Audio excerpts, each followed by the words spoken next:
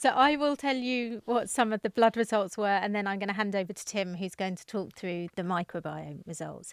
So one of the key things that we're interested in looking at was how did it change some key risk factors related to long-term diet-related diseases. So risk factors such as our body composition, so our waist circumference, such as our blood fats, which we talked about earlier, the blood triglyceride levels. And what we found was that people who were following the ZOE program significantly reduced their blood fat levels compared to the people following the control arm. They also significantly reduced their weight and their waist circumference, and also in people that were really adherent to the ZOE program, so followed it really well, we also found that they reduced measures related to their blood glucose control and their insulin sensitivity. So that's like your as blood well. sugar Yes, things. yes. And then what we tried to do is also tease apart this whole question about adherence. So we know in the UK, one of the big problems, and it's the same in America, that actually only 1% of people actually follow the guidelines, that it's actually quite challenging to follow these within our current food systems. And so what we did is we teased apart in our data those people that were very adherent to the UK dietary guidelines and those that were very adherent to the ZOE program guidelines as well. And what we found is even when we selected people that were really adherent to the control guidelines, so the population-based guidelines, and compared them to those really adherent to the ZOE guidelines, that there was still this big difference. So the ZOE program was still causing a big significant improvement in the blood fats, in the body composition like weight, waist circumference, and also blood pressure as well. And I have to say, this was a huge relief to me because as someone who has never done a randomized control trial before, wasn't used to be in academic science, right? I had done data science prior to this. The idea that we were going to do this test, which has very strict rules, which you haven't really talked about, but there's very strict rules about this because it's done for life and death medicines and things like this. So you have to put in advance onto this like global website exactly how you're going to do the study. You have to commit how you're going to measure it before you do it. You have to commit that you're going to publish the results. So basically, it's a bit scary. You were very nervous. I remember it took a bit of convincing that this was necessary pain because there's always some uncertainty. Yeah, and you can't hide. This is what I think is great about research is if you do it properly like we did, where you register your trial on clinical trials registration so everyone in the world can see that you're doing it, and you have an obligation to report the results.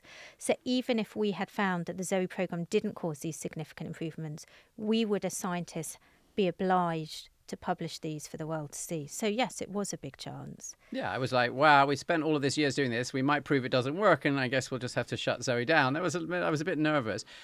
I mean, Tim, how many of the wellness things that are out there actually go through and through this randomized control trial, and how much of the advice that we hear about things that we should eat or take? If you look in this space, in this wellness space of all the apps that are out there, from everything from your smartwatch to these heart rate monitors and all this other stuff, nothing has a randomized control trial in it. So it really is extremely unique that we're doing this and putting our heads above the parapet, ready to be taken down. And in doing so, you are exposing everything you're doing to criticism, which companies that never do it, never publish results, or are never being exposed to. I think as well, going back to the results, there's some other really quite novel results for me as a nutritional scientist that we never ask people in research, how do you feel? So we do all of these, what we call objective measures, take blood samples, take blood pressure, that sort of thing. But despite running 30 randomized controlled trials in nutrition science before joining ZOE, I've never actually said to someone, how did you feel? Which is quite funny because that's, after all, how we live our life is how we actually feel, right? Like, it seems odd that you've never did that before. I know, but I think we're so preoccupied with these very objective, clear-cut, chemical measures. Gosh, we mustn't do anything wishy-washy, like even ask someone how they feel. And so I've actually found it really exciting that one of the results that I think is most interesting for me, because it is quite novel, is we did ask people, what's your mood? What's your skin like? How energetic do you feel? How hungry do you feel? And we found that actually the differences in energy, in mood, in hunger, and many other of these self-reported feelings were a lot better in people following the ZOE program compared to those following the control. So, for example, we found that nearly 50% of people following the ZOE program had improvements in energy compared to only about 10% in those following the control. We found that sleep improved in 35% of people compared to less than 10% of people who were following the control. And we found that although people were reducing their weight slowly, but reducing their weight, reducing their waist circumference, which we know is really important in terms of our health, that actually they felt less hungry. So lots of the ZOE people, a higher proportion, said they feel more full, they're not that hungry. Which the opposite you'd expect. Yes. So people on calorie-restricted diets generally will lose some weight but feel hungrier.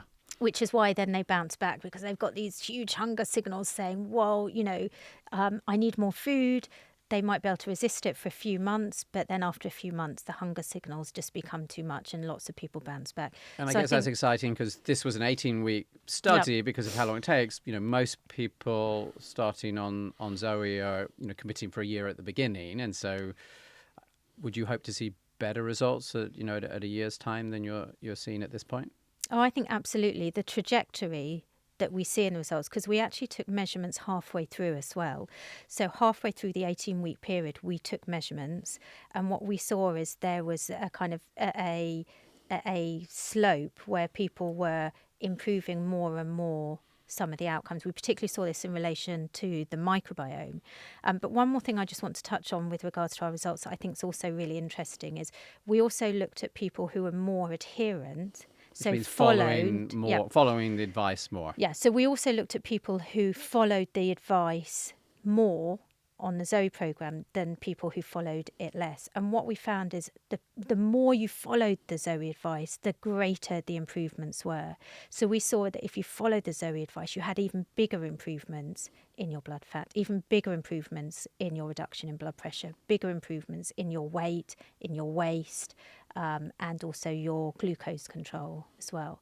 And I think that's really reassuring, because when we do these kind of studies, particularly in nutrition research, we always want to see if there's what we call a dose response effect, i.e. the more we give of that food, and it's the same in drug studies, the more you give of it, do you have a bigger effect?